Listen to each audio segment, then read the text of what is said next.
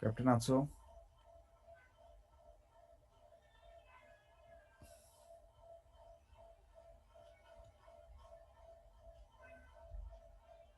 এখনো জয়েন করে নাই বোধহয়, নাকি?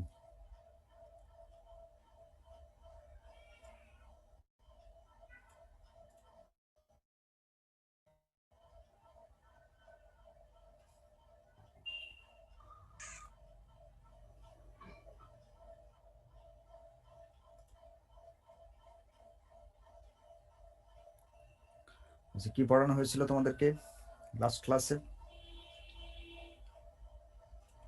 চক্রীয় অচক্রীয় নিয়ে কথা বলতেছিলাম। চক্রীয় অচক্রীয় তো শেষ, তাই না? হ্যাঁ স্যার। আচ্ছা, তাহলে আমরা আজকে C3 বা C4 এ যাবো আমরা। ওকে, তাহলে আমি শুরু করি, আমাদের একটু সময় লাগবে। আমরা শুরু করছি, সবাই খেয়াল করো।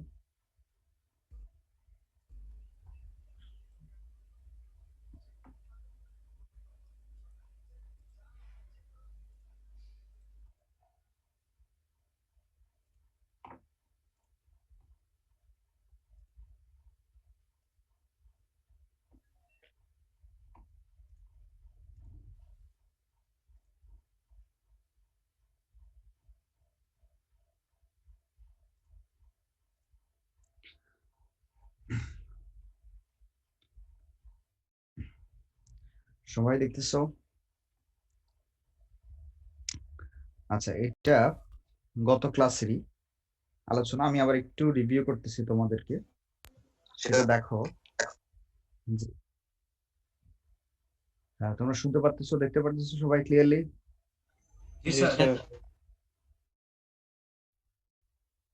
ওকে, তাহলে দেখো, এখানে হচ্ছে আলোক নির্ভর অধ্যায়ে আমরা দেখলাম যে আলো এবং পানি দিয়ে এখানে তৈরি হচ্ছে অক্সিজেন, আর একই সাথে এটিপি এবং NADPH তৈরি হচ্ছে। এখন আমরা আজকে দেখব, আমরা আলোক নিরপেক্ষ অধ্যায়টা আমরা দেখবো, কারণ এটিপি এবং NADPH বানানো শেষ আমাদের। কারণ আমরা এই চক্রীয় এবং অচক্রীয় দিয়ে সেটা গত ক্লাসে আমরা দেখেছি কিভাবে এটিপি এবং NADPH তৈরি হয়। তাহলে সেটি তৈরি হয়ে আছে এখন, সেটা আমাদের হাতে আছে, রেডি আছে। এখন সেটা আমরা দেখব এদেরকে ব্যবহার করে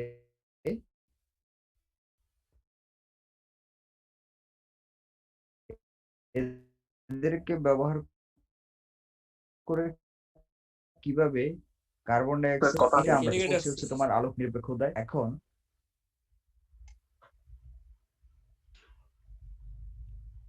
ঠিক হয়ে যাবে আশা করি। এখন ঠিক আছে? এখন জি স্যার।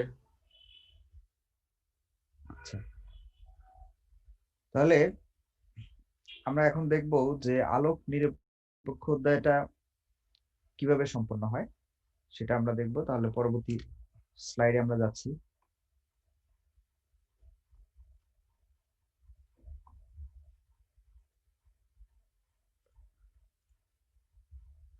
ওকে, দেখো এখানে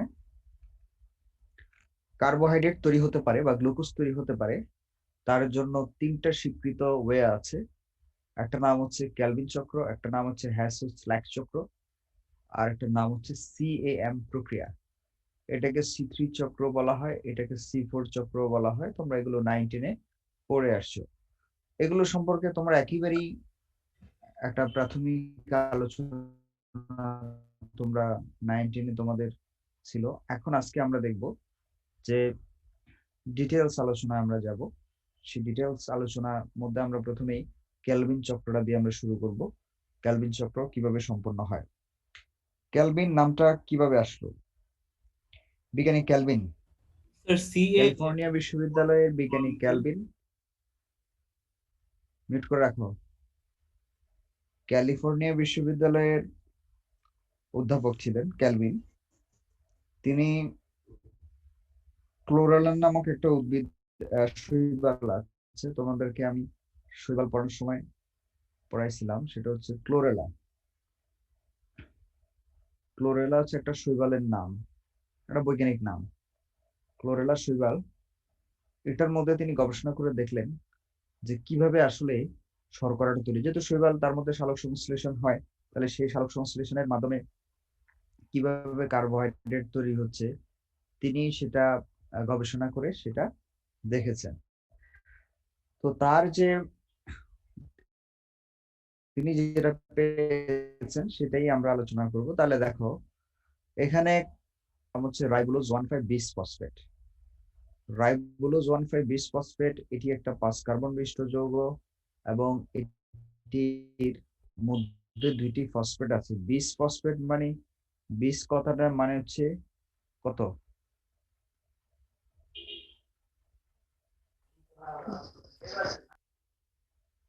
20 বাই এবং ডাই, এগুলো দ্বারা বোঝা হচ্ছে দুইটি, এগুলো দ্বারা বোঝা হচ্ছে দুইটি। তাহলে 5 কার্বন বিশিষ্ট যে সুগারের কথা আমরা জানলাম, সেই 5 কার্বন বিশিষ্ট সুগারের মধ্যে 1 নাম্বার কার্বনে একটা ফসফেট আছে আর 5 নাম্বার কার্বনে একটা ফসফেট আছে। দুটি ফসফেট রয়েছে। দুটি ফসফেট থাকার কারণে এই রাইবোলোজকে আমরা রাইবোলোজ 1,5 বিস ফসফেট বলছি। আচ্ছা, রাইবোলোজ 1,5 বিস ফসফেট একটা কার্বন ডাইঅক্সাইডকে গ্রহণ করে। দেখো একটা কার্বন ডাইঅক্সাইডকে যখন সে গ্রহণ করবে তখন কার্বনের পরিমাণ কিন্তু বেড়ে যাবে, কারণ হচ্ছে 5 কার্বন এবং 1 কার্বন মিলে কার্বন হয়ে যাবে কিন্তু 6টা। 6 কার্বন বিশিষ্ট তখন কি হবে, একটা যৌগ তৈরি হবে যার নাম হচ্ছে কিটো অ্যাসিড। তবে কিটো অ্যাসিডের আগে আমরা একটা অস্থায়ী শব্দ যুক্ত করেছি, কারণ হচ্ছে এই কিটো অ্যাসিডটা তৈরি হওয়ার পরপরই কিন্তু কি হয়ে যাবে, কিটো অ্যাসিডটা আবার কিটো অ্যাসিডটা আবার কি হয়ে যাবে, কিটো অ্যাসিডটা আবার ভেঙে যাবে। ঠিক আছে, তাহলে খেয়াল করো রাইবোলোজ 1,5 বিস ফসফেট একটা কার্বন ডাইঅক্সাইডকে গ্রহণ করলো, করে 6 কার্বন বিশিষ্ট একটা অস্থায়ী কিটো অ্যাসিড তৈরি করবে। তৈরি করার পরে সে অস্থায়ী কিটো অ্যাসিডটা ভেঙে গিয়ে সে অস্থায়ী কিটো অ্যাসিডটা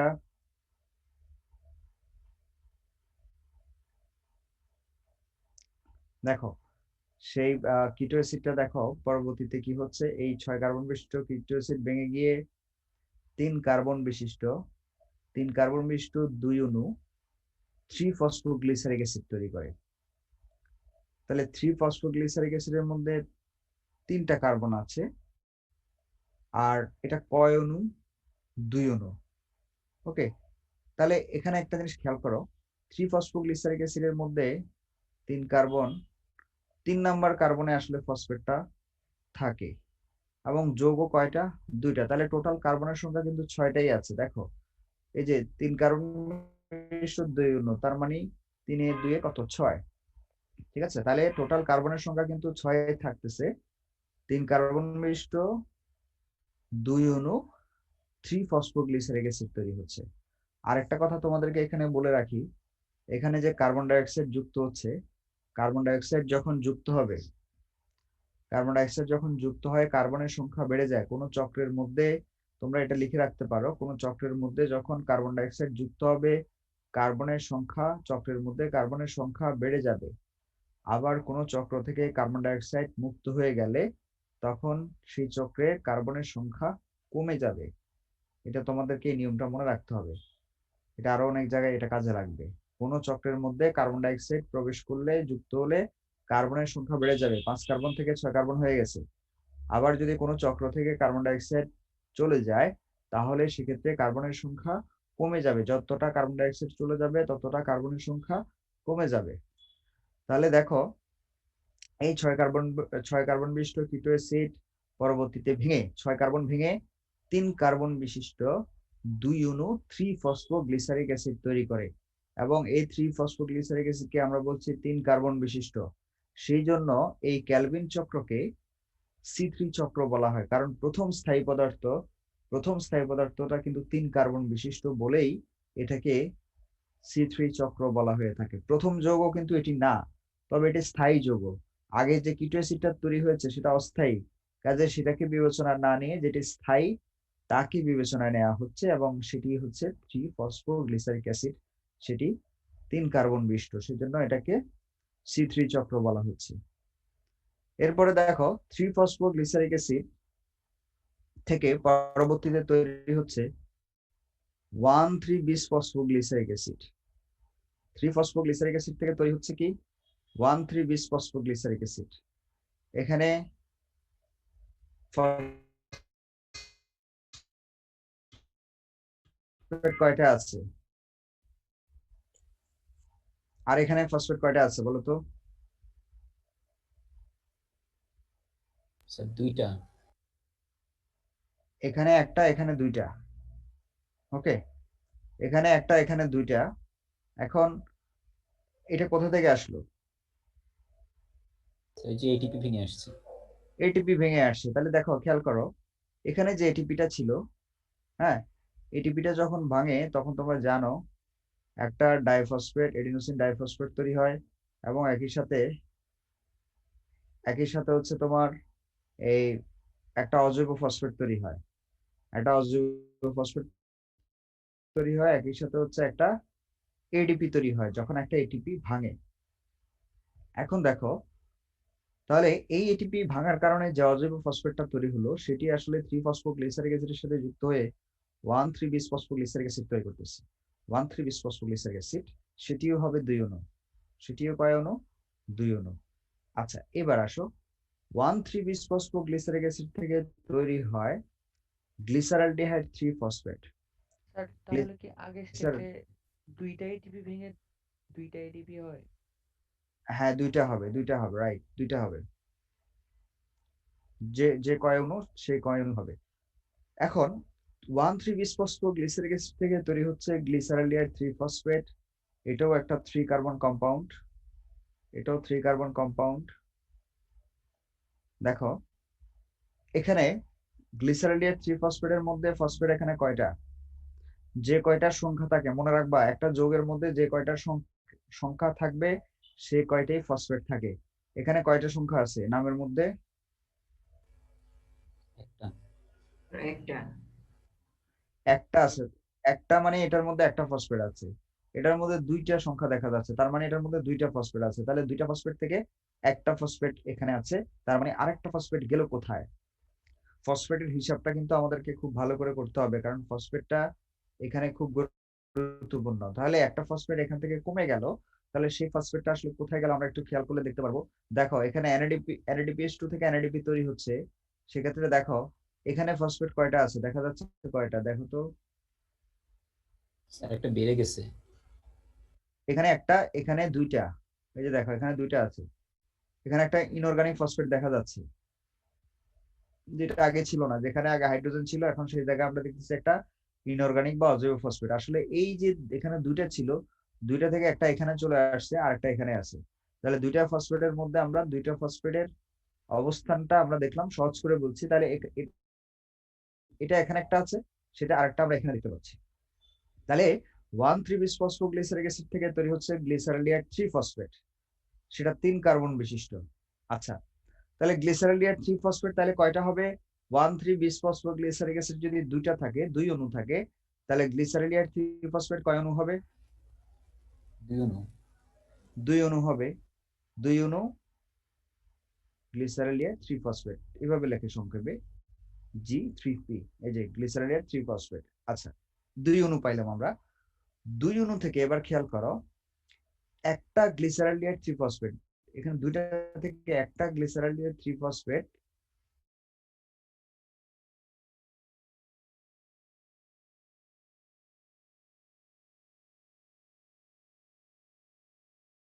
একটা কিটো সুগার, এটা কোথায় পড়ছিলাম আমরা? এদের চেহারা, এদের নামগুলো কি তোমাদের কাছে চ্যাপ্টার পরিচিত 3 মনে তে। হচ্ছে? চ্যাপ্টার 3 তে স্যার। চ্যাপ্টার 3 তে পড়ছো। চ্যাপ্টার 3 তে কিসের উদাহরণ ছিল এরা জানো? সুগারের এক্সাম্পলের মধ্যে মনে হয় পড়ছি। সুগারের মধ্যে ট্রায়োজের এক্সাম্পল, ট্রায়োজ ট্রায়োজ। পড়াইছিলাম তোমাদেরকে আমরা। ট্রায়োজের মধ্যে, হ্যাঁ, ট্রায়োজের মধ্যে উদাহরণ হিসেবে এরা ছিল। একটার নাম হচ্ছে তোমার অ্যালডোস সুগার হিসেবে ছিল গ্লিসারালডিহাইড 3-ফসফেট, আর তোমার এই কিটো সুগার হিসেবে ছিল ডাইহাইড্রোক্সি এসিটোন ফসফেট। ফসফেটটা ছিল না, ডাইহাইড্রোক্সি এসিটোন বলতাম আর গ্লিসারলডিহাইড বলতাম।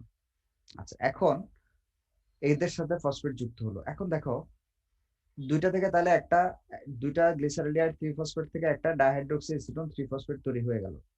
এখন খেয়াল করো, তাহলে এখন এখানে গ্লিসারলডিহাইড 3 ফসফেট একটা আছে আর আরেকটা ডাইহাইড্রোক্সি এসিটোন 3 ফসফেট আছে। এটাও 3 কার্বন বিশিষ্ট, এটাও 3 কার্বন বিশিষ্ট। এটার মধ্যে একটা ফসফেট আছে, এটার মধ্যে একটা ফসফেট আছে, এটার মধ্যে 3 নাম্বার কার্বনের ফসফেট আছে, এটার মধ্যে 3 নাম্বার কার্বনের ফসফেট আছে। তাহলে এখন কি হচ্ছে দেখো, এই 3 কার্বন এবং এই 3 কার্বন মিলে 6 কার্বন বিশিষ্ট ফ্রুক্টোজ 1,6 বিসফসফেট তৈরি হচ্ছে।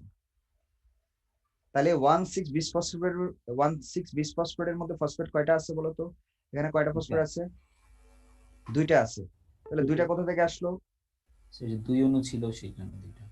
2 অণু, হ্যাঁ 2 অণু। এখানে একটা ফসফেট আছে, দেখো এখানে একটা ফসফেট আছে, এখানে একটা ফসফেট আছে। তাহলে এখান থেকে একটা নিল, এখান থেকে একটা নিয়ে এখানে আমরা দুইটা দেখতে পাচ্ছি। কারণ আমরা বলেছি, একটা নিয়মের কথা আমরা বলেছি, যে কয়টা সংখ্যা থাকবে সেই কয়টা ফসফেট থাকবে। আসলে এই সংখ্যাগুলো ফসফেটের অবস্থানকে নির্দেশ করে। যেমন এখানে ফসফেটটা 1 নাম্বার এবং 6 নাম্বার কার্বনে আছে। কেমিস্ট্রিতে যেমন জৈব যৌগের নামকরণে তোমরা পড়ছো না, যেখানে যেটা থাকে, যে মূলকটা থাকবে যুক্ত হয়, সেখানে সংখ্যা দিয়ে প্রকাশ করে। এগুলো তো কেমিস্ট্রিতে তোমরা এই নিয়মগুলো পড়ছো, জানো। তাহলে কার্বনের মধ্যে এখানে 1 নাম্বার এবং 6 নাম্বার কার্বনের মধ্যে ফসফেটটা যুক্ত হচ্ছে। ওকে, তাহলে ফ্রুক্টোজ 1,6 বিসফসফেট, এটা 6 কার্বন বিশিষ্ট যৌগ। আচ্ছা, ফ্রুক্টোজ 1,6 বিসফসফেট থেকে তৈরি হচ্ছে ফ্রুক্টোজ 6 ফসফেট। এটাও একটা 6 কার্বন বিশিষ্ট যৌগ। তবে এটার সাথে এটার ডিফারেন্স কোথায়? 1,6 বিসফসফেটের সাথে ফ্রুক্টোজ 6 ফসফেটের ডিফারেন্স কোথায়? এটার সাথে এটার ডিফারেন্স কোথায়? তার একটা ফসফেট বের হয়ে গেছে। বেড়ে গেছে? তার বের হয়ে গেছে মানে কমে গেছে একটা। হ্যাঁ সেটা বলো, বের হয়ে গেছে। আমি শুনছি বেড়ে গেছে। আচ্ছা যাই হোক, কমে গেছে। এই যে দেখো, একটা ফসফেট এখান থেকে চলে গেছে, দেখো একটা ফসফেট চলে গেছে। তাহলে একটা ফসফেট চলে গেছে, ওই যে 1 নাম্বার কার্বনেটটা চলে গেছে, 6 নাম্বার কার্বনেটটা রয়ে গেছে, ফ্রুক্টোজ 6 ফসফেট। আচ্ছা, এখন এই ফ্রুক্টোজ 6 ফসফেট থেকে আসলে আর অনেকগুলো পরিবর্তন হয়। গ্লুকোজ 6 ফসফেট হয়, তারপরে আবার গ্লুকোজ 1 ফসফেট হয়। এই জিনিসগুলো আসলে আমাদের প্রয়োজন না। তোমরা একটা কাজ করতে পারো, সেই কাজটা হচ্ছে ফ্রুক্টোজ 6 ফসফেট থেকে তোমরা টান দিয়ে এইভাবে নিচের সোজা টান দিবা আর কি। আমি তো নিচে লেখা আছে বলে আমি ডান পাশে দেখাচ্ছি। তোমরা টান দিয়ে গ্লুকোজ দেখাই দিবা, এখানে গ্লুকোজ লিখবা। শুধু ফ্রুক্টোজ 6 ফসফেট থেকে একটা টান দিবা সোজা নিচের দিকে, লিখবা গ্লুকোজ। এটা লিখলেই তোমাদের হয়ে যাবে। আর মাঝখানে এখানে যেগুলো আছে, এই ধাপগুলো তোমাদের লেখার দরকার নাই, এগুলো বর্ণনা করার কোনো প্রয়োজন নাই। তোমাদের লেভেলে অন্ততপক্ষে এটা আমাদের প্রয়োজন নাই। এখন গ্লুকোজ দেখাই দিবা। যদি মন চায় গ্লুকোজ থেকে আর দুইটা টান দিয়ে এই স্টার্চ এবং সুক্রোজটা দেখাই দিতে পারো। অর্থাৎ গ্লুকোজ গুলো মিলে পরবর্তীতে স্টার্চ তৈরি হচ্ছে আর সুক্রোজ তৈরি হচ্ছে। স্টার্চটা সঞ্চিত খাবার হিসেবে থেকে যায়, সুক্রোজটা পরিবাহিত হয়, মানে অন্য জায়গায় চলে যায়। ঠিক আছে, ট্রান্সলোকেটেড সুগার বলি, যেটা অন্যান্য জায়গায় চলে যায় উদ্ভিদের মধ্যে, সেটা সুক্রোজ। গ্লুকোজ তৈরি হয় কিন্তু উদ্ভিদের মধ্যে অন্যান্য অঙ্গে তোমরা জানো যে খাবারটা চলে যায়, তাহলে খাবারটা যায় সুক্রোজ হিসেবে। আর স্টার্চটা সঞ্চিত হয়ে থেকে যায়, সঞ্চিত খাবার হিসেবে স্টার্চ।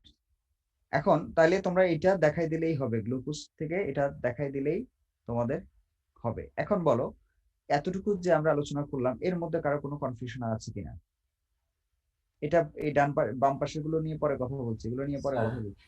স্যার 3 ফসফোগ্লিসারিক অ্যাসিড থেকে স্যার যখন যে 1,3 বিস ফসফোগ্লিসারিক অ্যাসিড হলো, হ্যাঁ, তখন কি স্যার এটিপি দুইটা ভাঙে? মানে এখানে তো স্যার একটা এটিপি লেখা আর কি। এখানে তুমি 2 অণুর জন্য দুইটা এটিপি ভাঙবে, দুইটা ভাঙবে। আমরা একটা সমতল দিয়ে দেখাবো। বলা হয়নি। আমরা একটা দেখাচ্ছি, কিন্তু মানে একটা, এখানে তো সব একটা যোগও আমরা দেখাচ্ছি। আসলে তো এখানে একটা থাকে না, দুইটা থাকে। বুঝছি স্যার। দুইটা থাকলে তখন আমরা দুইটা, মানে দুইটা হিসেবে যদি আমরা দেখাতাম, তাহলে আমরা দুইটাই দেখাতাম। আমরা একটা হিসেবে দেখাচ্ছি এখন। ওকে, ওকে স্যার। জি স্যার। তাহলে দেখো, গ্লিসারলডিহাইড 3 ফসফেটস এর 2 অণু স্যার বলো বলো। সেখান থেকে এক অণু হচ্ছে ডাইহাইড্রোক্সি অ্যাসিডন 3 ফসফেটে পরিণত হলো। হ্যাঁ হ্যাঁ, স্যার তাহলে আরে কোনো কি ওই যে হ্যাঁ ওই ডাইহাইড্রক্সি অ্যাসিডেন্ট ফসফেটের সাথে বিক্রিয়া করে তারপরে ফ্রুক্টোজ ফসফেট তৈরি করবে? হ্যাঁ আমি বলছি, খেয়াল করো। গ্লিসারোলিয়ার 3 ফসফেট, আমি এগুলো সব মুছে দিচ্ছি আবার। স্যার আমার কোশ্চেন ছিল স্যার দুই অণু যদি তাহলে স্যার নিজে এই থেকে কথা মিউট রাখো, তোমরা যারা মাইক্রোফোন অন আছে এটা মিউট করে রাখো।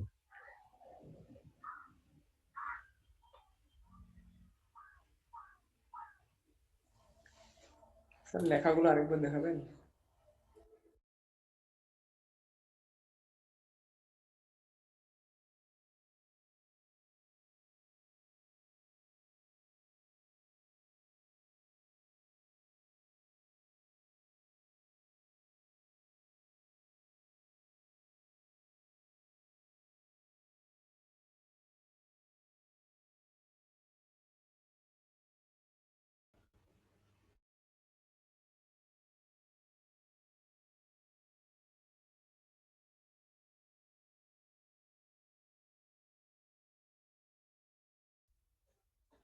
স্যার আপনি মিউট হয়ে আছেন।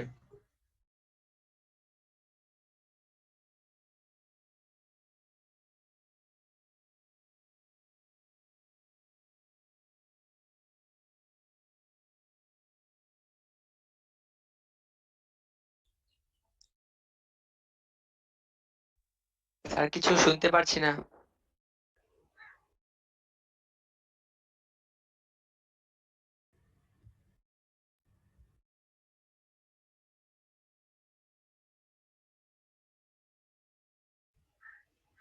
স্যার কিছু বলতেছেই নাকি কে জানে।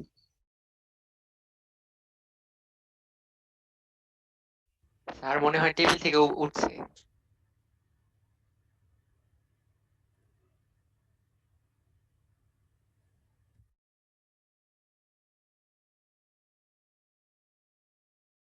হ্যাঁ, শুনতে পাচ্ছ এখন?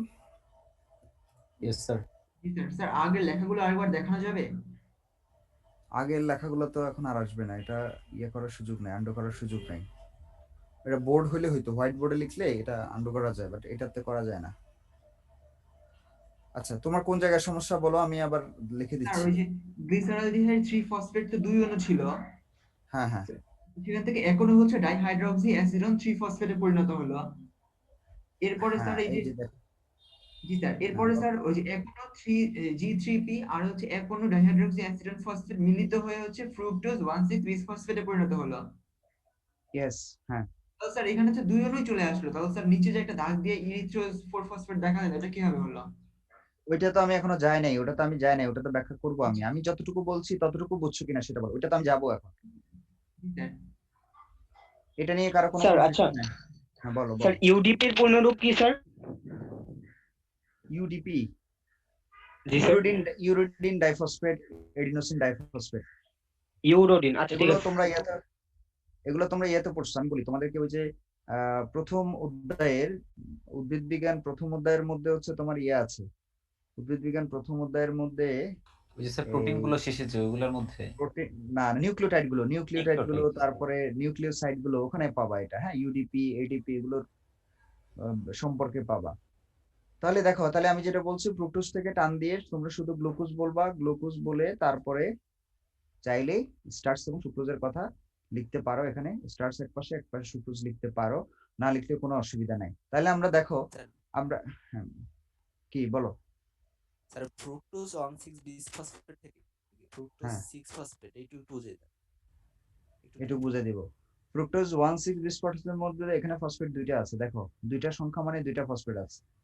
বিসফসফেট মানে দুইটা ফসফেট, এখানে এখানে ফসফেট আছে একটা, একটা কমে গেল কারণ এই যে সাইকেল থেকে একটা ফসফেট বের হয়ে গেল। এখান থেকে সাইকেল থেকে একটা ফসফেট বের হয়ে যাওয়ার কারণে এখানে একটা ফসফেট কমে গেছে। তারপরে এখান থেকে হচ্ছে তোমার এই গ্লুকোজটা তৈরি হচ্ছে, গ্লুকোজটা তৈরি হয়ে তারপরে এদিকে হচ্ছে তোমার এই যে এটা আসলো। ঠিক আছে? আচ্ছা, এখন খেয়াল করো, এবার আসো, এবার আসল কথায় আসি। এদিকের কি অবস্থা, এটা কেন আছে বা এটা কি? হ্যাঁ, তোমরা যা ক্যাপ্টেন, তুমি অ্যাটেন্ডেন্স পাঠিয়ে দিও আমাকে। হ্যাঁ, খেয়াল করো, তাহলে যেটা বলছিলাম, এখানে রাইবোজ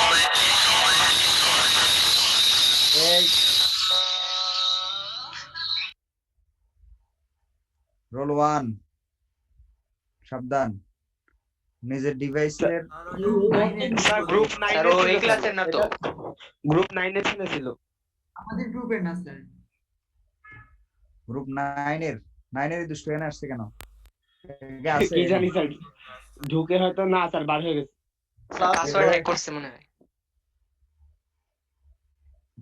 বের হয়ে গেছে জি স্যার নাম দিছে গোপাল ভাঁড়। সেটাই তো বলতেছি এর নামের তো সমস্যা আছে আর যাই হোক ডিস্টার্ব আর না আসলে হয়েছে এরকম কোনো অবাঞ্ছিত কেউ ঢুকলে ক্লাসে বলবা ঠিক আছে ওকে বের করে দিব তাহলে দেখো গ্লিসারডিয়ার 3 ফসফেট আচ্ছা এখানে দেখো এখানে কয়টা কার্বন ডাই অক্সাইড প্রয়োজন হলো দেখো তো এখানে কয়টা কার্বন ডাই অক্সাইডকে আমরা ব্যবহার করেছি একটা কার্বন ডাই অক্সাইড ব্যবহার হচ্ছে আচ্ছা তোমরা এই প্রথম দিন মানে এই কি বলে সালোক সংশ্লেষণ যখন আমি শুরু করেছি তখন যে রিঅ্যাকশনটা তোমরা লিখেছো দেখাইছিলাম আমি সেই রিঅ্যাকশনের মধ্যে তোমরা নিশ্চয়ই মনে আছে যে এক অণু গ্লুকোজ তৈরি করার জন্য কয় অণু কার্বন ডাই অক্সাইড প্রয়োজন বলো তো 2 অণু। 6 কয় অণু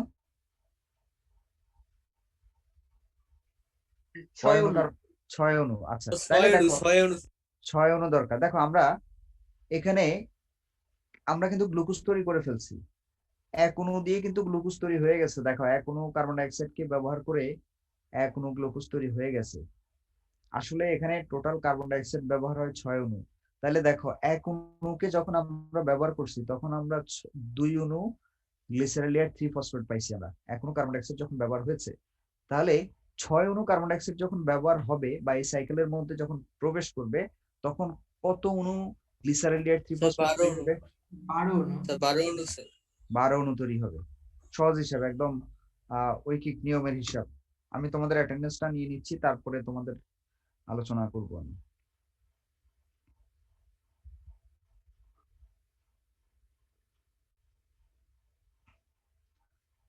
রোল 1 রোল 10 রোল 22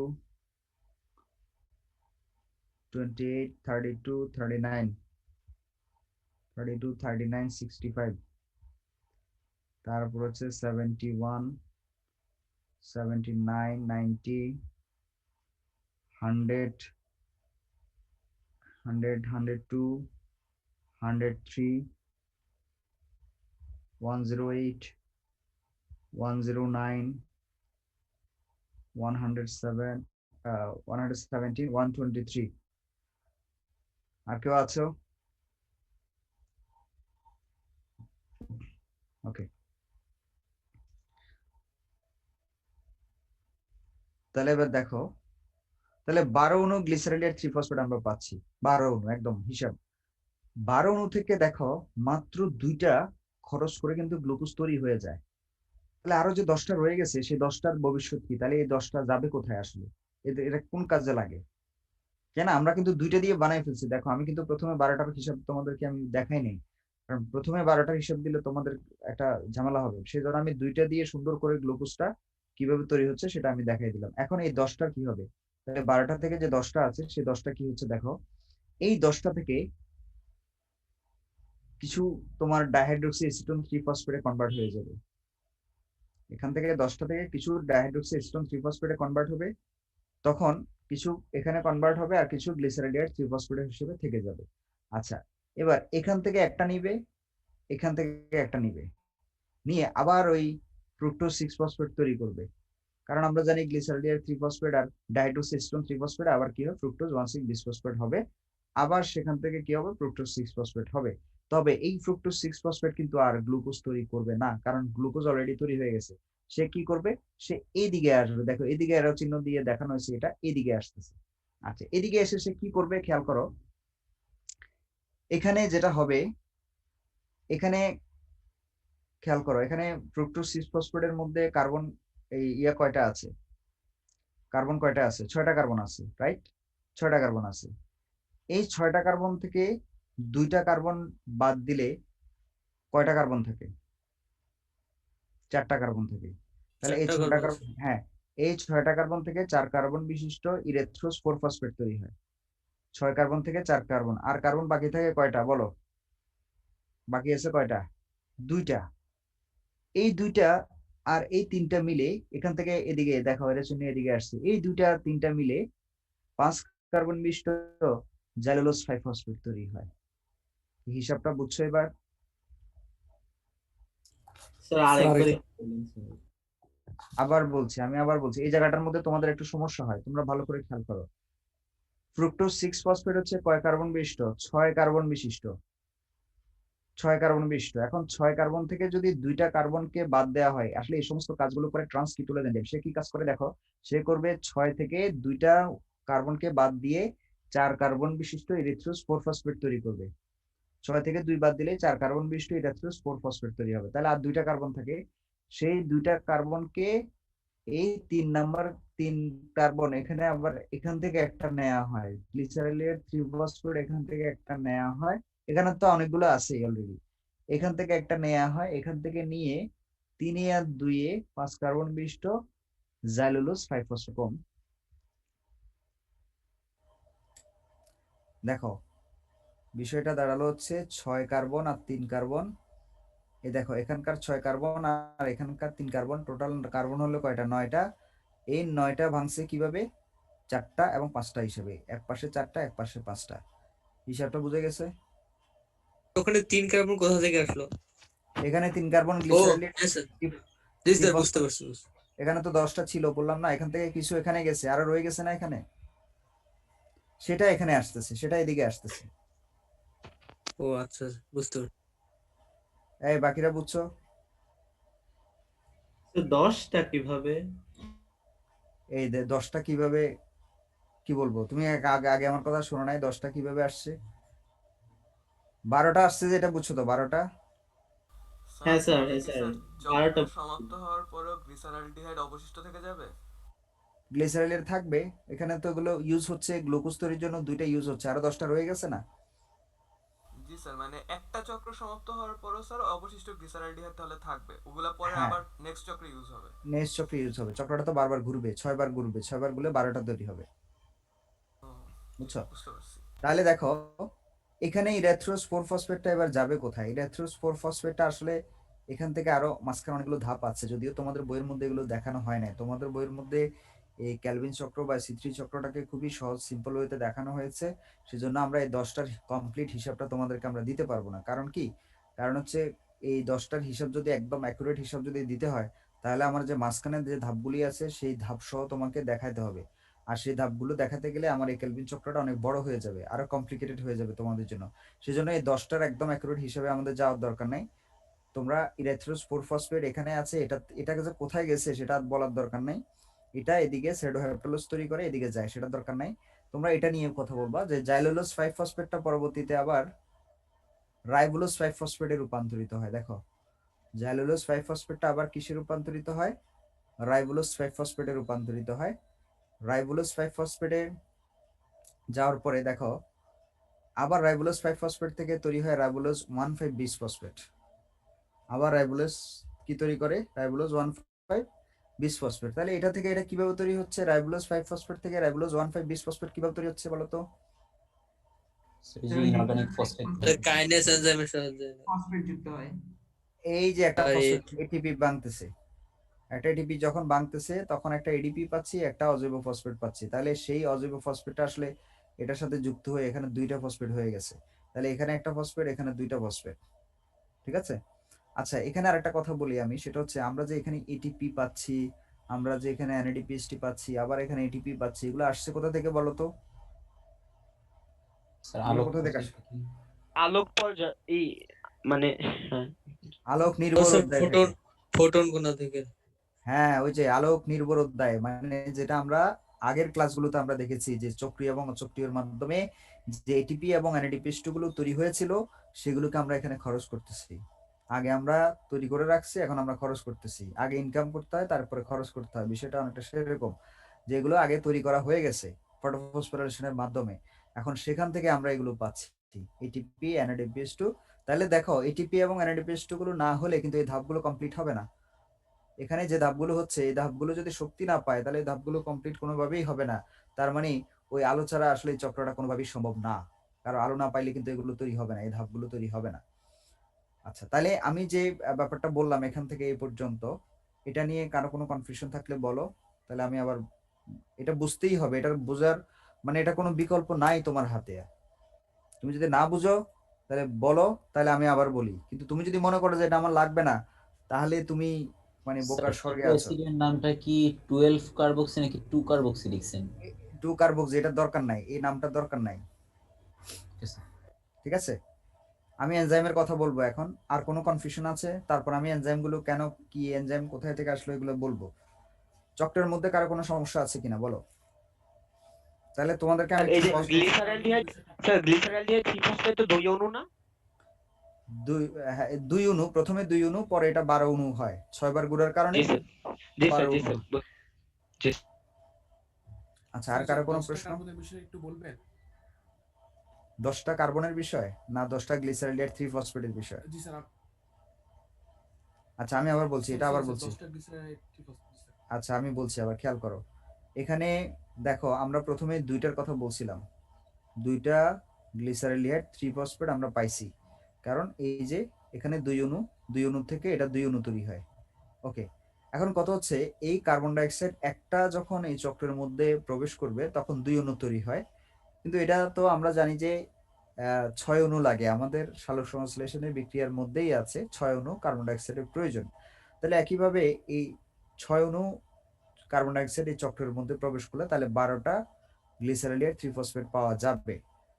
হ্যাঁ, 2টা দিয়ে হয়তো আমরা এটা বানাই ফেলতে পারবো, 2টা দিয়ে গ্লুকোজ তৈরি হয়ে যাবে, কিন্তু এই চক্রটা আর এদিকে রান করতে পারবে না। এই চক্রটাকে এদিকে রান করানোর জন্য বাকি এই যৌগগুলো তৈরি হওয়া প্রয়োজন। এই যে ধরো এখানে আমরা যেগুলো আছে এই পাশে, এগুলো তৈরি হওয়া প্রয়োজন, কারণ তারা তো এটা তো বারবার কন্টিনিউ করবে।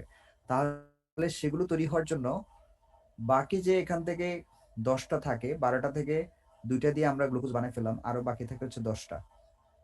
সেই 10টা দিয়ে আমরা দেখতেছি এই জিনিসগুলো তৈরি হচ্ছে, এই পাশে যেগুলো আছে সেগুলো তৈরি হচ্ছে। যেমন এখানে গ্লিসারaldehyde 3 ফসফেট কিছু আছে এখানে, আবার এখান থেকে গ্লিসারaldehyde 3 ফসফেট 10টা থেকে এখান থেকে কিছু ডাইহাইড্রোক্সিস্টোন 3 ফসফেট তৈরি হচ্ছে, আবার সেগুলো মিলে এটা আর এটা মিললে তৈরি হচ্ছে ফ্রুক্টোজ 6 ফসফেট, 16 বিশ ফসফেট, তারপরে fructose 6 phosphate.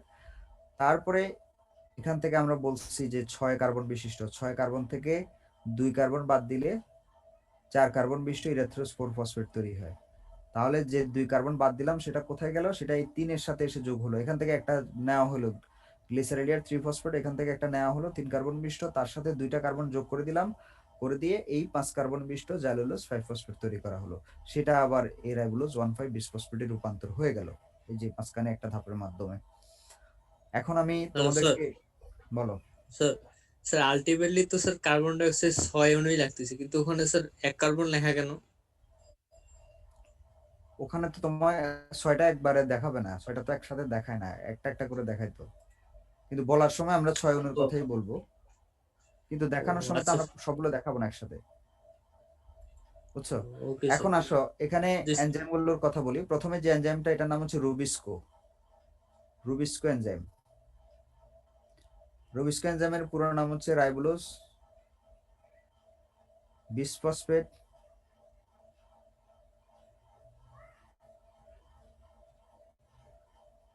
Carboxylase, ribulose bisphosphate carboxylase. Okay, তারপরে আছে এখানে এনজাইমের নাম হচ্ছে কাইনেস। একটা জিনিস মনে রাখবা, যেখানে এটিপি তৈরি হয় অথবা এটিপি ভাঙবে সেখানে এনজাইমের নাম হচ্ছে কাইনেস, একদম সোজা কথা। যেখানে এটিপি তৈরি হবে অথবা এটিপি ভাঙবে সেখানে এনজাইমের নাম হচ্ছে কাইনেস। তাহলে এই 2 জায়গায় কাইনেস আছে, এখানে একটা এখানে একটা কাইনেস। আর যেখানে NADPH2 তৈরি হবে অথবা ভাঙবে সেখানে এনজাইমের নাম হচ্ছে ডিহাইড্রোজেনেস। এটা অন্য জায়গায় কাজে লাগবে, এই নিয়মটা বোঝা গেছে? আচ্ছা, আর যেখানে একটু অ্যালডিহাইড থেকে আরেকবার কিটোন, বলেন তো কিটোন থেকে কথাটা স্যার। অ্যালডিহাইড তৈরি হয়। ওই কথাটা স্যার একটু আরেকবার বলেন আচ্ছা স্যার, আচ্ছা, লিখে বলছি আবার। রাখতেছি। আচ্ছা, যেখানে এটিপি তৈরি হয় অথবা এটিপি ভাঙে সেখানে এনজাইমের নাম হচ্ছে কাইনেস। সেই সূত্রে আমাদের এখানে কাইনেস এবং এখানে কাইনেস, কারণ এই ধাপে এটিপি, এই যে এটিপি ভাঙতেছে এটিপি ভাঙতেছে, 2 জায়গা কাইনেস। আর যেখানে NADPH2 তৈরি হয় অথবা ভাঙে সেখানে এনজাইমের নাম হচ্ছে ডিহাইড্রোজিনেস, সেখানে এনজাইমের নাম হচ্ছে ডিহাইড্রোজিনেস। আচ্ছা, গেল। এখানে একটা অ্যালডিহাইড একটা কিটোন, অ্যালডিহাইড থেকে কিটোন অথবা কিটোন থেকে অ্যালডিহাইডের জন্য এই আইসোমারিক পরিবর্তনের জন্য এনজাইমের নাম হচ্ছে আইসোমারেজ। আইসোমারেজ। তারপরে গ্লিসারলিয়ার 3 ফসফেট এবং ডাইহাইড্রোক্সিএসিটোন 3 ফসফেট, এরা এই যৌগটার নাম হচ্ছে অ্যালডোল। ফ্রুক্টোজ 1,6 বিসফসফেটকে বলা হয় অ্যালডোল যৌগ। অ্যালডোল যৌগ কি, এটা কেমিস্ট্রিতে পড়ার কথা, না হলে গুগলে সার্চ দিয়ে দেখে নিবে অ্যালডোল কি। এই বিক্রিয়াটাকে অ্যালডোল বিক্রিয়া বলা হয়। গ্লিসারলিয়ার 3 ফসফেট এবং ডাইহাইড্রোক্সিএসিটোন 3 ফসফেটের মিলিত হয়ে যে 1,6 ফ্রুক্টোজ 1,6 বিসফসফেট তৈরি করে, এই বিক্রিয়াটাকে অ্যালডোল বিক্রিয়া বলা হয় এবং এনজাইমের নাম হচ্ছে অ্যালডোলেস। আর এখানে ফসফেট অপসারিত হচ্ছে, সেজন্য এনজাইমের নাম হচ্ছে ফসফেটেজ। ওকে। আর এখানে দেখো ফ্রুক্টোজ 6 ফসফেট, এখান থেকে 2টা কার্বনকে অপসারিত করে 4টা তৈরি করলো, আবার এখান থেকে 2টা এদিকে যুক্ত দিয়ে এটা তৈরি করলো। এই সমস্ত, কারণ ফ্রুক্টোজ একটা কিটোন জানো তোমরা, সেজন্য এখানে এনজাইমের নাম হচ্ছে ট্রান্সকিটোলেস। আর রাইবোলোজ 5 ফসফেট এবং জাইলোলোজ 5 ফসফেট, এরা একে অপরের ইপিমার। ইপিমার বুঝো? No sir. ইপিমার হচ্ছে এই দুইটার আণবিক সংকেত মানে একই, রাসায়নিক সংকেতের মধ্যে শুধুমাত্র একটা কার্বনের কনফিগারেশন ভিন্ন। একটার ক্ষেত্রে হাইড্রোক্সিল গ্রুপ ডান পাশে থাকে, আর একটার ক্ষেত্রে হাইড্রোক্সিল গ্রুপ বাম পাশে থাকবে। হাইড্রোজেন এই পাশে, এই পাশে, এই যে শুধু এই পরিবর্তনটা আছে যে একটা হাইড্রোক্সিল গ্রুপ ডান পাশে আর একটা হাইড্রোক্সিল গ্রুপ বাম পাশে। রাইবোলোজ 5 ফসফেট এবং জাইলোলোজ 5 ফসফেটের মধ্যে একটাই পরিবর্তন, সেটা হচ্ছে তাদের একটা কার্বনের কনফিগারেশনটা ভিন্ন রকম, যার জন্য তারা একে অপরের ইপিমার। আর ইপিমারিক যে পরিবর্তন যেটা, সেটা যে এনজাইম করে তার নাম হচ্ছে ইপিমারেজ। বোঝা গেছে? এই ইপিমারকে পরিবর্তন করার জন্য যে এনজাইম এখানে কাজ করতেছে সেটাকে বলা হচ্ছে ইপিমারেজ। তাহলে আমরা যে এনজাইমগুলো এখানে ব্যবহার হয়েছে সেই এনজাইমগুলোর কারণটা আমরা বুঝে গেছি, আশা করি মনে থাকবে আমাদের। আইসোমারেজ ট্রান্সকিটোলেসটা কি স্যার?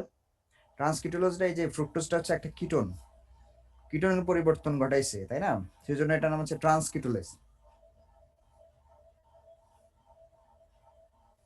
আইসোমারেজটা একটু আরেকবার বলেন না।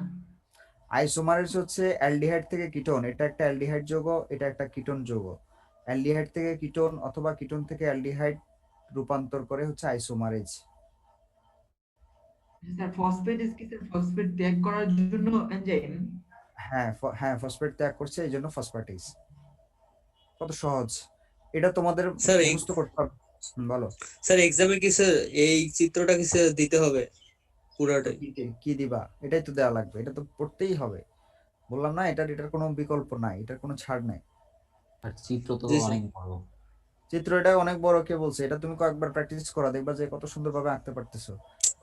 স্যার চিত্রের সাথে স্যার বর্ণনা লেখা বেশি স্যার, এক পৃষ্ঠায় জায়গা স্যার- নেওয়া খুবই কঠিন। স্যার চিত্রের সাথে শোনো, তো স্যার বর্ণনাও দিতে হবে না? বর্ণনা, হ্যাঁ, কথা হচ্ছে যদি যদি বর্ণনা চায় তাহলে এই কথাগুলো 4-5-6 লাইন লিখে দিবা আর কি, খালি কয়েকটা ধাপ লিখে দিবা। এটা যে এটা তৈরি হচ্ছে এনজাইমের উপস্থিতিতে, এটা থেকে এটা তৈরি হচ্ছে, এই এনজাইমের চার উপস্থিতিতে পাঁচ এটা থেকে। তো স্যার হবে না। হ্যাঁ শোনো, এখন কথা হচ্ছে যে Self-defense. না, শোনো এখন কথা হচ্ছে যে এটা যদি 3 নম্বরের জন্য বলে বর্ণনা করতে বলে, তাইলে বর্ণনা করতে বলো আর যাই করতে বলো, তুমি আগে চক্রটা এঁকে ফেলবা, ঠিক আছে? চক্রটা এটা লিখে ফেলবা, সুন্দর করে লিখে ফেলবা। লিখে ফেলে জি স্যার। লাস্টের দিকে 4-5 লাইনে এটা মেইন ধাপগুলো কয়েকটা লিখে দিলা, শেষ, 3 নাম্বার দিয়ে দিবে একদম। আর 2-একটা লাইন না লিখলে জিনিসটা হয়তো বর্ণনা করতে বলছে, তুমি বর্ণনা করলা না, তাহলে জিনিসটা ভালো দেখায় না। আসলে এটা লেখার পরে আর বর্ণনা করার প্রয়োজন হয় না, যে এটা লিখতে পারবে সে বর্ণনাও করতে পারবে, আমরা এটা বুঝি, ঠিক আছে? কিন্তু কয়েক লাইন লিখে জি দিলে স্যার। হবে কি, তাহলে তোমার একদম জিনিসটা আর নিয়ে কোনো ইয়া থাকে না। ওকে। আর যদি কেলভিন চক্রটা স্যার। দেখাইতে বলে, তাহলে তোমার বর্ণনা দেওয়ার কোনো দরকার নেই, কারণ আমরা তো জানি যে যে চক্রটা, যে স্টুডেন্টটা এই চক্রটা লিখতে পারবে, তার মানে সেটা জেনে শুনে বুঝে এটা লিখছে। আর সে যদি এটা লিখতে পারে, সে বর্ণনা করতে পারবে। বুঝছো ব্যাপারটা? জি স্যার। চিত্রটা কি তাহলে স্যার ক্যালভিন পেন্সিল আঁকা যাবে? পেন্সিলে তুমি যদি মনে করো যে পেন্সিলে আঁকলে ভালো হবে, আঁকতে পারো, তবে কলম দিয়ে আঁকলে হবে, যে কোনো ভাবে আঁকলে হবে, অসুবিধা নেই, ঠিক আছে? স্যার অ্যালডোলেজ এনজাইমের কাজটা আরেকবার একটু বলবেন? এখানে এই যৌগটার নাম হচ্ছে অ্যালডোল যৌগ। ফ্রুক্টোজ 1,6 বিসফসফেট, এটাকে অ্যালডোল যৌগ বলা হয়। আর এই বিক্রিয়াটাকে অ্যালডোল বিক্রিয়া বলা হয়, এবং এনজাইমের নাম হচ্ছে অ্যালডোলেস। ঠিক আছে? এই হচ্ছে ক্যালভিন চক্র, এটার কোনো বিকল্প নাই, এটা শিখতেই হবে তোমাদেরকে। আর তোমাদের এই অধ্যায়টা তোমাদের জন্য খুবই গুরুত্বপূর্ণ, কারণ এই অধ্যায় থেকে প্রতি বছর প্রশ্ন থাকেই। হ্যাঁ, প্রতি বছরের বিগত বছরের প্রশ্নগুলো যদি তোমরা টেস্ট পেপার থেকে দেখো, দেখবা যে এখান থেকে কোনো না কোনো ভাবেই, সেটা সালোক সংশ্লেষণ হোক, সেটা শ্বসন হোক, অথবা সেটা খনিজ লবণ পরিশোষণ হোক, যে কোনো জায়গা থেকে প্রশ্ন আসছে। কাজে এই অধ্যায়টা পড়তেই হবে। আর এখান থেকে তো অ্যাডমিশনে তো এখান থেকে অনেক প্রশ্ন আসে। যাই হোক, তাহলে ক্যালভিন চক্রটা গেল। এবার আমরা C4 চক্র সম্পর্কে একটু ধারণা দিব। আজকে যতটুকু সময় আছে হয়তো C4 চক্রটা আমরা শুরু করতে পারবো না, কিন্তু এটার একটা প্রাথমিক যে কথাবার্তাগুলো সেগুলো আমরা হয়তো পারবো। সেটা দেখো, এই যে দেখো এই ডায়াগ্রামটা তোমরা একটু বুঝো। এটা C3 উদ্ভিদের পাতার অ্যানাটমি, মানে পাতার মধ্যে এরকম দেখা যায় C3 উদ্ভিদের মধ্যে, আর এটা দেখা যায় হচ্ছে C4 উদ্ভিদের মধ্যে। ওকে, C3 উদ্ভিদ আর এটা হচ্ছে C4 উদ্ভিদ। এখন C4 উদ্ভিদের মধ্যে একটা বিশেষ গঠন আছে। বিশেষ গঠনটা কি? এটা হচ্ছে vascular bundle. Vascular bundle, vascular বান্ডেলের চারপাশে যে কোষগুলো আছে, এই কোষগুলোকে বলা হয় বান্ডল শীত কোষ। এই কোষগুলোর নাম হচ্ছে বান্ডল শীত কোষ। বান্ডল শীত কোষ, বান্ডল শীত, বান্ডলকে ঘিরে যে কোষগুলো আছে সেগুলোকে বলা হচ্ছে বান্ডল শীত কোষ। বান্ডল শীতের কোষের চারপাশে যে সবুজ কালারের যে কোষগুলো দেখা যাচ্ছে, এই কোষগুলোকে বলা হচ্ছে মেসোফিল কোষ। এগুলোর নাম হচ্ছে মেসোফিল কোষ। তাহলে দেখো, ভাস্কুলার বান্ডেল, তাকে ঘিরে আছে বান্ডল শীত কোষ, তাকে ঘিরে আবার অবস্থান করতেছে মেসোফিল কোষ। এই যে বিশেষ গঠনটা, এটা শুধুমাত্র C4 উদ্ভিদে পাওয়া যায়। C3 তে কিন্তু এটা নাই। দেখো, C3 তে কিন্তু বান্ডল শীত কোষ আছে, ভাস্কুলার বান্ডেলও আছে, বান্ডল শীত কোষও আছে, কিন্তু মেসোফিল কোষগুলো বান্ডল শীত কোষগুলোকে ঘিরে অবস্থান করে না। তারা তাদের মতো অবস্থান করে। এরা এভাবে, এখানে যেরকম বান্ডল শীত কোষকে ঘিরে মেসোফিল কোষ অবস্থান করে, এটা কিন্তু এখানে থাকে না। আরেকটা জিনিস তোমাদেরকে মনে রাখতে হবে, C4 চক্র কিন্তু দুইটা কোষের মধ্যেই হয়, বান্ডল শীত কোষেও হয়, মেসোফিল কোষেও হয়, মানে দুইটার মধ্যেই এই চক্রের অংশ হয়। মানে কিছু অংশ বান্ডল শীত কোষে হয়, কিছু অংশ মেসোফিল কোষে হয়। আমি তোমাদেরকে একটু পরে দেখাচ্ছি। তাহলে দেখো, এই C4 উদ্ভিদের মধ্যে যে বিশেষ গঠনটা এখানে দেখা যায়, এটার নাম হচ্ছে ক্র্যাঞ্জ অ্যানাটমি। এটার নাম হচ্ছে ক্র্যাঞ্জ অ্যানাটমি। তাহলে ক্র্যাঞ্জ অ্যানাটমি কোনটা? ক্র্যাঞ্জ অ্যানাটমিটা হচ্ছে যে ভাস্কুলার বান্ডলকে ঘিরে বান্ডল শীত কোষ এবং তাকে ঘিরে মেসোফিল কোষের যে স্তর বা যে গঠন, সেটার নাম হচ্ছে ক্র্যাঞ্জ অ্যানাটমি। এটা কোথায় পাওয়া যায়? এটা শুধুমাত্র C4 উদ্ভিদের মধ্যে পাওয়া যায়। তোমরা যদি C3 এবং C4 উদ্ভিদের মধ্যে ডিফারেন্সটা পড়ো, তাহলে সেখানে পাবা যে ক্র্যাঞ্জ অ্যানাটমি বলে একটা ডিফারেন্স সেখানে, মানে ক্র্যাঞ্জ অ্যানাটমি সম্পর্কে বলা হয়েছে। আচ্ছা, এখানে দেখো তোমরা, এখানে এটা হচ্ছে মেসোফিল কোষ। এই যে দেখো, এই চক্রের কিছু অংশ মেসোফিল কোষের মধ্যে হচ্ছে, আর কিছু ঘটনা বান্ডল শীত কোষের মধ্যে হচ্ছে। ঠিক আছে, এখন এটাকে আমরা আলোচনা করতে পারি? সময় খুব বেশি নাই, সেজন্য থাক, তাহলে আমরা আজকে আলোচনা না করি, পরবর্তী। হ্যাঁ, আগের স্লাইডটা, হ্যাঁ, এই যে দেখো। স্যার এখানে একটা স্যার ভিবি ছিল, ভিবিটা আসলে ওখানে কি বোঝাইছে? ভাস্কুলার বান্ডেল, এখানে মেবি একটা ভিবি। ও হ্যাঁ, জি স্যার, বুঝলাম। ঠিক আছে স্যার অ্যাটেন্ডেন্স আরেকবার খেয়াল করেন স্যার। স্যার, শেষে যে ক্র্যাঞ্চ অ্যানাটমি বললেন ওইটা একটু দেখা যেতে পারে? এটাই তো দেখাচ্ছি, যে এটাই তো ক্র্যাঞ্জ অ্যানাটমি, দেখতেছো না? এই পুরো বিন্যাসটাকেই ওইটা বলা হয়? হ্যাঁ, এই বিন্যাসটাকে ক্র্যাঞ্জ অ্যানাটমি বলা হয়। Okay sir. আচ্ছা, অ্যাটেন্ডেন্স নিয়ে কি হয়েছে বলো তো? স্যার আরেকবার দেখেন, মানে অনেকে 79 আর 90 প্রেজেন্ট আর কি, এটাই বলতেছে। 79 আর 90, হ্যাঁ 79 আর 90 প্রেজেন্ট। ওকে, ঠিক আছে, দিলাম প্রেজেন্ট। হ্যাঁ, ওকে, ঠিক আছে। তাহলে তোমরা ভালো থাকো, এটা অবশ্যই পড়ে নিবা, আজকে পড়ে নিবা। এটা পড়া লাগবেই, কোনো মিস নাই। এটা যদি উদ্ভিদের ক্ষেত্রে